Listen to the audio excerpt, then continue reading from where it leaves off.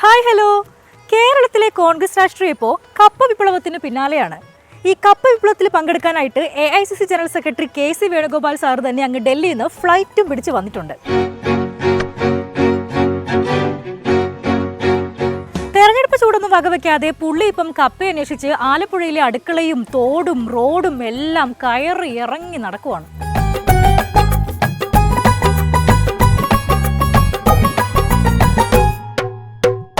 KC അങ്ങ് ഹൈക്കമാൻഡിൽ മാത്രമല്ല, ഇന്ന് ഗ്രൗണ്ട് ലെവലിലും ഉണ്ട് പിടി. അപ്പോൾ ജൂനിയർ ആർട്ടിസ്റ്റുകളൊക്കെ ഡയലോഗ് എല്ലാം പഠിച്ച് സെറ്റ് ആയിട്ടുണ്ട്. അപ്പോൾ തുടങ്ങാം. ഓക്കെ, അപ്പോൾ റെഡി, സ്റ്റാർട്ട് ക്യാമറ, ആക്ഷൻ.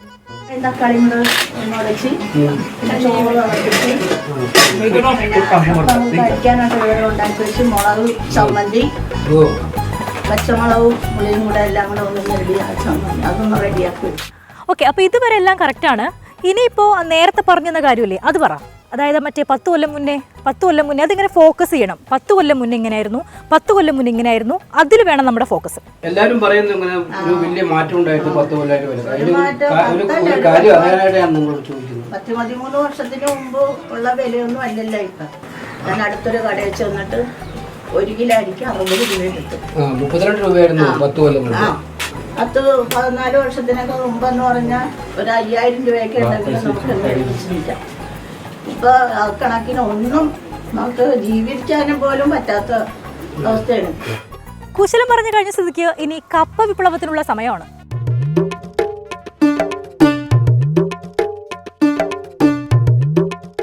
ഒരു നേരത്തെ ആഹാരം ഇവന് നീ കൊടുക്കണമെന്ന് എന്നോട് പറഞ്ഞപ്പോ ഇത്രയും പ്രതീക്ഷിച്ചില്ല. ഇനി മുതൽ കപ്പ ഹൈക്കമാൻഡ് കപ്പ എന്നറിയപ്പെടും.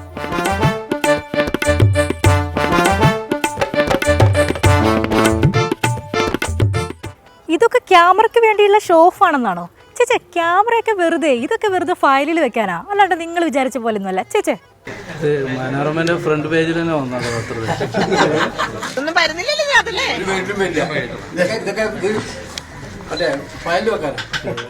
KC ഫോർ കിച്ചൺ ചെക്കർ, കപ്പയും ചമ്മന്തി എന്നൊക്കെ അസൂയക്കാരങ്ങനെ പലതും പറഞ്ഞു പരത്തുന്നുണ്ട്. പക്ഷെ എല്ലാ വിമർശനങ്ങളെയും തൃണവൽക്കരിച്ചുകൊണ്ട് KC തന്റെ കപ്പ വിപ്ലവ യാത്ര തുടരുകയാണ്. ഇനി തൊഴിലുറപ്പിലെ കപ്പകൾ തേടിയാണ് KCയുടെ സഞ്ചാരം.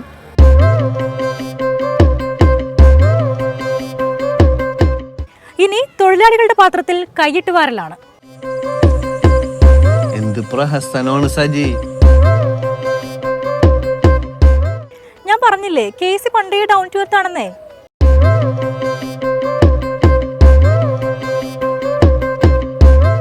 അല്ല സാറേ, ഈ കപ്പ നിങ്ങൾക്ക് അത്രയ്ക്ക് ഇഷ്ടമാണോ? ഞാൻ കൊച്ചുനാൾ മുതൽ എനിക്ക് ഏറ്റവും ഇഷ്ടമുള്ള കാര്യമാണ് കപ്പയും ചമ്മന്തിയും. ഇത് നല്ല കാന്താരി മുളക് ചമ്മന്തിയും കപ്പയും. ഇപ്പോഴല്ല, കൊച്ചുനാൾ മുതലേ. അല്ല, ഈ വീട് കയറിയുള്ള കപ്പ തീറ്റയ്ക്ക് ഏകദേശം ഒരു ദിവസം എത്ര സമയം എടുക്കും? ഒരു ദിവസം 15-16 മണിക്കൂർ വേണം. 16-17 മണിക്കൂർ. ഇങ്ങനെ വീടാന്തരം കപ്പ തേടി പോകുമ്പോൾ നിങ്ങൾ അനുഭവിക്കുന്ന ഏറ്റവും വലിയ പ്രശ്നം എന്താ? അതിന് മെന്റൽ പ്രഷറാണ് ഏറ്റവും വലിയ പ്രശ്നം. ആ മെന്റൽ പ്രഷർ ആരും കാണാതെ പോവരുത്. അല്ല, ഈ കപ്പ കഴിക്കാനുള്ള വീടുകൾ കണ്ടെത്തുന്നത് എങ്ങനെയാ? AI-യുടെ വല്ല സഹായവും തേടുവോ? കംപ്ലീറ്റ് AI മോണിറ്റർ ചെയ്യുന്നുണ്ട്. അല്ല, അപ്പോൾ ഈ കപ്പ കഴിക്കാൻ വീടൊന്നും സെറ്റ് ആയില്ലെങ്കിൽ എന്ത് ചെയ്യും? നിങ്ങൾ ഓർഡർ ചെയ്യോ? 28 ഓർഡർ വരെ ഒരു ദിവസം ഉണ്ടാവുന്നതാണ് അവർ പറഞ്ഞത്. 28 ഓർഡർ. അങ്ങ് ഡൽഹിക്ക് ഞങ്ങൾ എല്ലാവരും കൂടെ പിരിവിട്ട് കുറച്ച് കപ്പ കയറ്റയക്കുന്നതിനെ കുറിച്ച് എന്താ സാറിന്റെ അഭിപ്രായം? അതിനെ സ്വാഗതം ചെയ്യോ? സ്വാഗതം ചെയ്യാണ്. Completely welcome.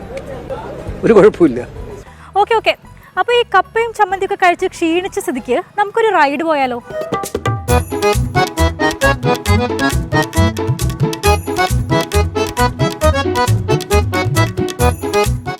ഗിഗ് വർക്കേഴ്സിന്റെ പ്രശ്നം പഠിക്കാൻ പോയതാ. അല്ലെങ്കിൽ പ്രശ്നം പഠിക്കാൻ കറക്റ്റ് മെത്തേഡ് തന്നെയാ. ആ പാവപ്പെട്ടവന്റെ ഒരു ദിവസത്തെ ഓർഡർ അങ്ങ് പോയി കിട്ടി.